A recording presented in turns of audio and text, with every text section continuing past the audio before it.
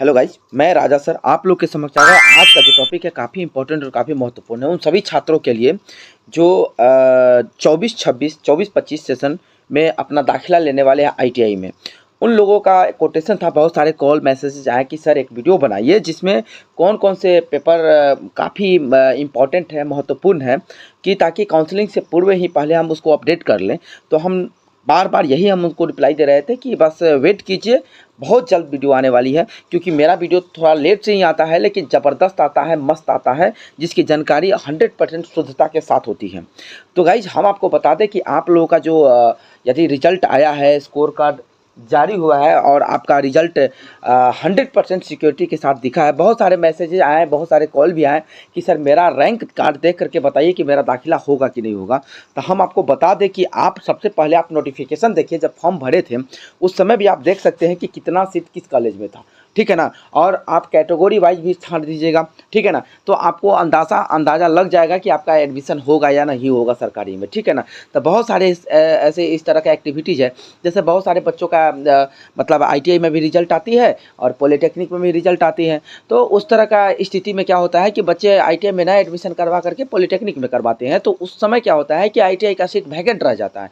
तो ये स्थिति कब उत्पन्न होती है? जब सेकेंड काउंसलिंग होती है तब, क्योंकि वो एडमिशन फर्स्ट काउंसलिंग में फर्स्ट राउंड में करवा चुके होते हैं और वेट एंड वॉच करते रहते हैं पॉलिटेक्निक का रिजल्ट का। जैसे उसका रिजल्ट पब्लिश होता है तो यहाँ से फिर से अपना नाम मतलब कैंसिल करवा करके फिर वहाँ से अपना टीसी लेकर के अपना चले जाते हैं। तो वहाँ जो सीट वैकेंट होती है तो वो सेकेंड लिस्ट में देती है, ठीक है ना, या थर्ड लिस्ट में देगा, या मूवअप में आपको जाना पड़ेगा। तो इस तरह का सिचुएशन उत्पन्न होता है। लेकिन आप जुड़े रहिए, आप हमसे नहीं जुड़े हैं तो आप जरूर जुड़ जाइए, क्योंकि आपको हर वस्तुस्थिति से रूबरू करवाएंगे और हर परिस्थिति पे आपको जरूर एक्टिव करेंगे कि आपका एडमिशन होगा या नहीं होगा। तो चलिए गाइज हम आपको ले करके चलते हैं कि कौन कौन से पेपर काफ़ी मतलब इम्पॉर्टेंट है, आपको रख लेना ज़रूरी है। यदि नहीं होगा तो आपका दाखिला होने में काफ़ी मतलब मशक्क़त करना पड़ेगा। तो चलिए हम आपको ले करके चलते हैं उस लिस्ट और उस पैनल पे।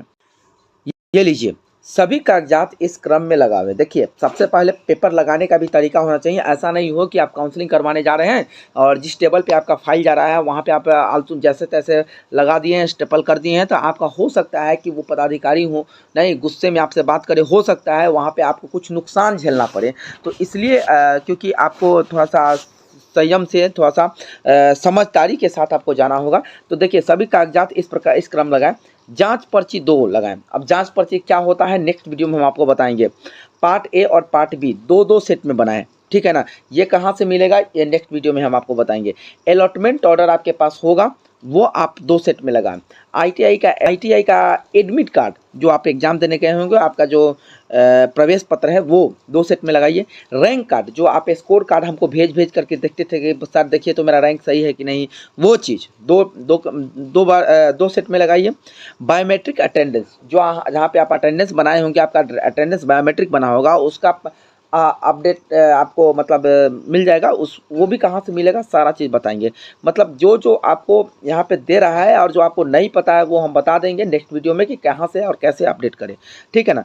फिर कहता है affidavit regarding no admission other than ITI colleges. मतलब कहता है कि आपको एक एफिडेविट बनवाना पड़ेगा जिसमें कि आप दूसरे कॉलेज में आप नहीं पढ़ रहे हैं अदर देन आईटीआई, मतलब आईटीआई छोड़ करके किसी दूसरे कॉलेज में नहीं पढ़ रहे हैं, इसका एफिडेविट आपको देना पड़ेगा। फोटो 10 कॉपीज, ठीक है ना। Xerox matric document 2 set, admit card 2 set, किसका मैट्रिक का एडमिट कार्ड, ठीक है ना। मार्कशीट 2 सेट, ओरिजिनल या ओरिजिनल हो गया, ठीक है ना। मूल प्रमाण पत्र या औपबंधिक 2 सेट। मूल मतलब मूल सर्टिफिकेट हो गया तब, या औपबंधिक भी दे देता है वो भी होगा तो चलेगा, ठीक है ना। चरित्र प्रमाण पत्र, तो ये चरित्र प्रमाण पत्र कहाँ का, तो आपके स्कूल का, ठीक है ना। यदि आप 10th किए हैं तो 10th से भी आपको चरित्र कैरेक्टर सर्टिफिकेट मिला होगा वो वाला, ठीक है ना। या आप +2 से होंगे वहाँ से भी कैरेक्टर सर्टिफिकेट मिला होगा वो वाला।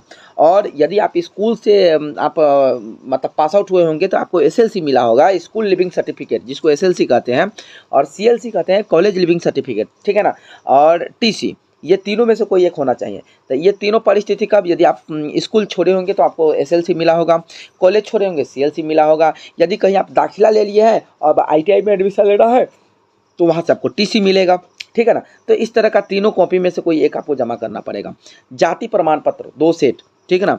आवासीय प्रमाण पत्र 2 सेट, आधार कार्ड 2 सेट, ठीक है ना।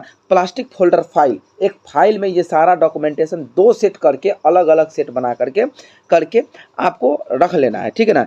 और अनिवार्य रूप से सभी कागजात जमा करना सुनिश्चित करें, मतलब और ये सभी पेपर मैंडेटरी है, आपको अनिवार्य रूप से जमा करना ही है।